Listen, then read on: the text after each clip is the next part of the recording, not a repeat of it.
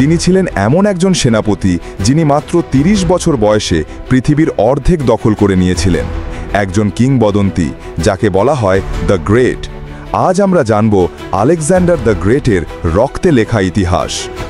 আলেকজান্ডারের জন্ম খ্রিস্টপূর্ব ৩৫৬ সালে গ্রিসের ম্যাসেডোনিয়া রাজ্যের রাজধানী পেলায়। তার পিতা ছিলেন রাজা ফিলিপ দ্বিতীয় এবং মাতা ছিলেন রানী অলিম্পিয়াস। ছোটবেলা থেকেই তিনি ছিলেন সাহসী ও কৌতূহলী। তার শিক্ষক ছিলেন বিশ্বখ্যাত দার্শনিক এরিস্টটল। যখন আলেকজান্ডার মাত্র ২০ বছর বয়সে পিতা ফিলিপের মৃত্যুর পর ম্যাসেডোনিয়ার সিংহাসনে বসেন, তখন তিনি শুধু গ্রিস নয়, পুরো পৃথিবী জয় করার স্বপ্ন দেখেছিলেন।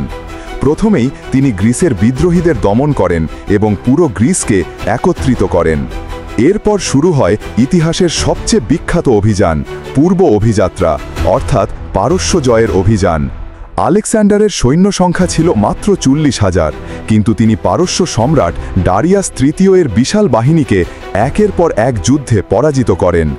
বিখ্যাত যুদ্ধগুলো: গ্রানিকাস যুদ্ধ, ইসসুস যুদ্ধ, গাউগামেলা যুদ্ধ, যেখানে আলেকজান্ডার পারস্যের পতন ঘটান।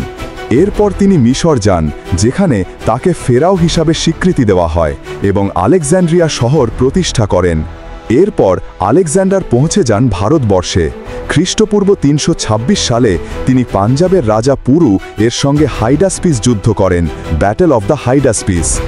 রাজার সাহস দেখে আলেকজান্ডার মুগ্ধ হয়ে তাকে পুনরায় রাজ্য ফিরিয়ে দেন। কিন্তু এখানেই শেষ। তার সৈন্যরা আর সামনে যেতে রাজি হয়নি।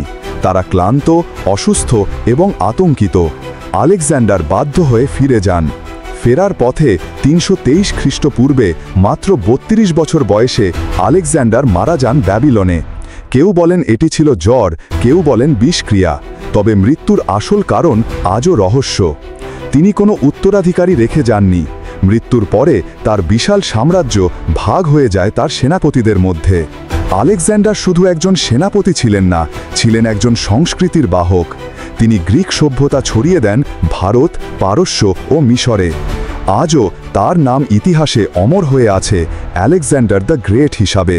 আমাদের শিখিয়েছেন বয়স বড় বিষয় নয়, মনোবল, পরিকল্পনা এবং নেতৃত্ব, এই তিনটি থাকলেই ইতিহাস লেখা যায়।